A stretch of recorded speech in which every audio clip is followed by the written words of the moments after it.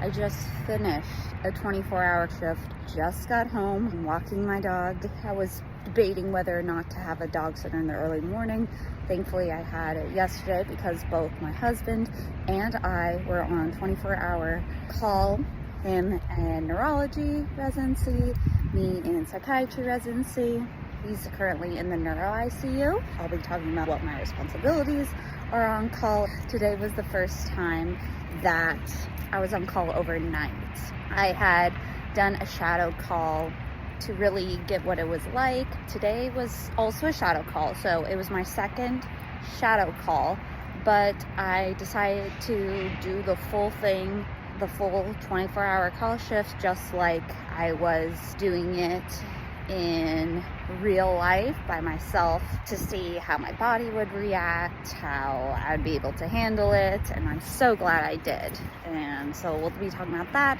We also talking about some just really cool lessons I learned and thought processes I had in regards to taking care of these recruits, these active duty, these veterans, with some really exciting stuff that I'm very excited to talk to you all about. So starting off with what are on-call shifts. Now, every single residency program is different, but for my program, you continue doing whatever you were scheduled on. So I was on substance. So for example, I would do my substance use clinic from 8 a.m. to 4 p.m. And so at 4 p.m., that's when I take over. And so I take the pager from the consult team, and I am responsible as the on-call psychiatrist on night call, they call it, for anyone who comes into the emergency room,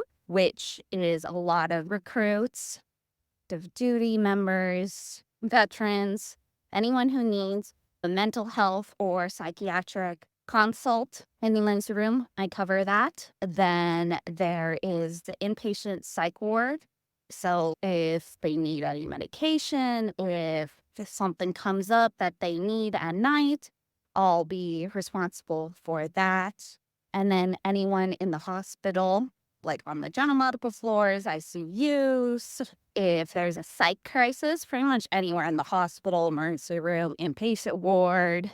In addition to the hospital, we have the rehab programs. We have a building for homeless and unsheltered individuals. So I'm the psychiatrist on call for that, and I'm the only one. Now, thankfully, when I did my shadow call last night, I still had my senior, because I'm still learning the ropes, still learning how to use the system, learning what to order, what to put in the note, whether we need to put an individual inpatient, whether we need to send them out because our inpatient's full, things like that. One of the things that I was thinking a lot about, because a lot of the recruits come in with suicidal ideation, which means that they are in boot camp. It's extremely stressful. We talked about that in a previous video. And you can see any video. It's not a secret that boot camp is hard, physically, mentally, for a long time, like 8 to 10 weeks. And I was thinking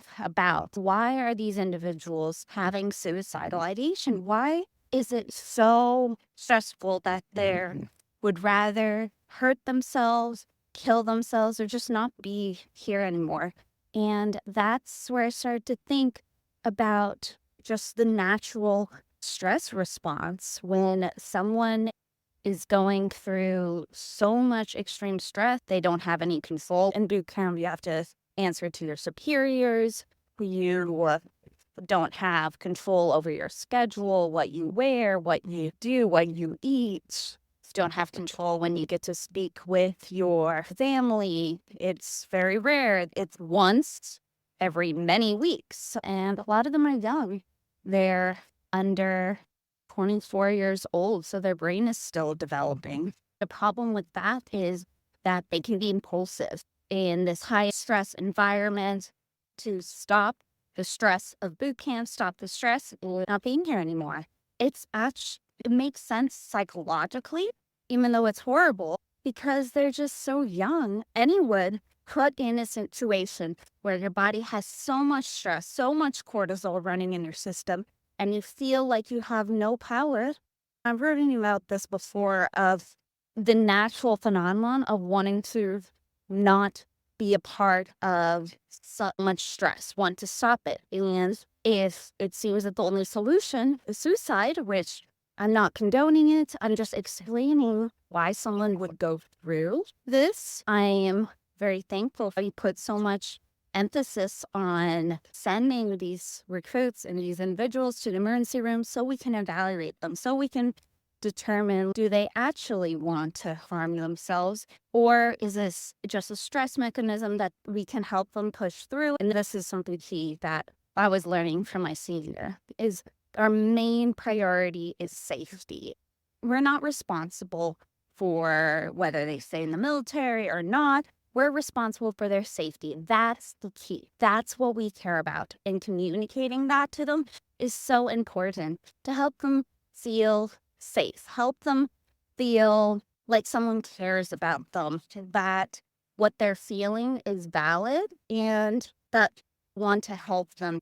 Now, it's hard for them because they do sign a military contract, but there is a way for them to leave military. There's a process, but it is a thing, and they're not the only ones. That brings to the second thing I wanted to talk about, the concept of not feeling alone. I've talked about this before in regards to medicine, and how in medicine, when we feel like we're the only ones experiencing pain, whether that's physical pain, emotional pain, that's a huge problem and can actually lead people to develop mental health and physical health conditions. And it is so important to break the stigma and barrier that you're not alone, because we are social beings. It helps to know that we're not the only ones and that we can keep going. And so that is a major motivation for me of why I share my failures. I share my challenges with medical school, with my mental health,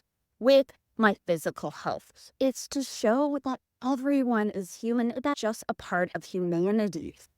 I was listening on the ride home to Gabor Mate, the book, The Myth of Normal, and he was talking about this. And so that's where everything really clicked together this morning. He says, Dr. Gabor Mate, he's a family medicine practitioner and I think psychiatrist in Canada, and he talks a lot about isolation. Feeling alone is a health and equity and crisis because it leads people to develop health conditions.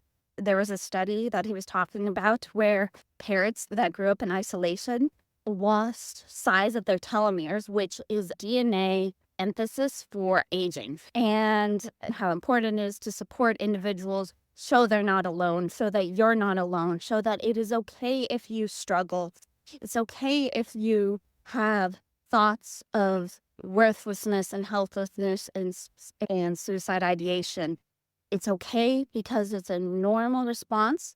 But that being said, tell someone, text 988, call 988, and that's what we're here for, to help you through those emotions and help you be safe. That is the point of people in the hospital. That's the point of our job as psychiatrists, as therapists, as mental health professionals. We want to help you feel safe. It is not something bad about you. It doesn't say that you're not good enough. It doesn't say you're not worth it. It doesn't say you're not smart enough. It doesn't say anything about you as an individual. It shows your environment and explains the greater social thing of what are you dealing with that is leading you to be in that state of intense stress. So I hope that helps. It definitely provided me purpose and motivation for my job.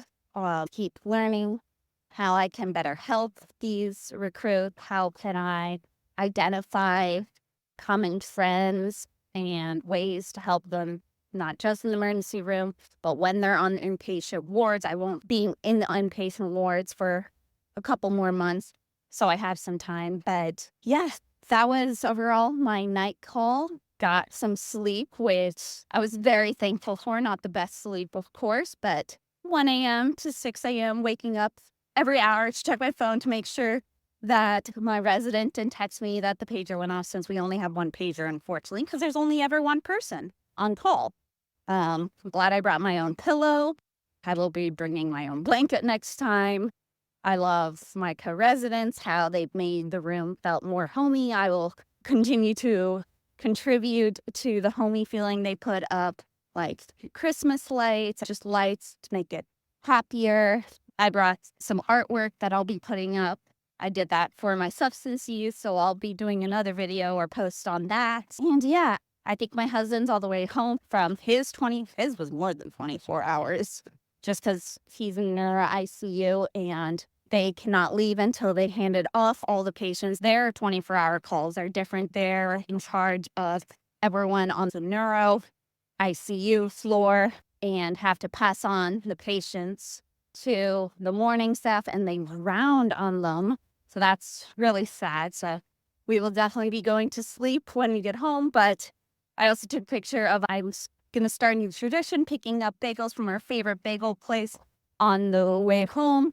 I've been trying to make sure that we are both on call on the same days, have dog sitters during it, but then that allows us to sleep, recover the next day, because 24-hour shifts, you're supposed to have a day off after. But I hope this was helpful to provide some ideas of what call shifts look like in psychiatry as a couple. Also the reminder that you're not alone if you struggle. You can do it. If you haven't read my story or my blog at medslifemoss.com, or watch the other videos, if you struggle with mental health or disabilities, you can see other healthcare providers I've interviewed who also struggle with disabilities or mental health or different struggles, just being a human in medicine, whether that's having children during medicine, school, or burnout. So watch those videos at As a Patient Doctor podcast. I'm going to finish off because I'm tired. It's hot. But thank you everyone for listening, and take care.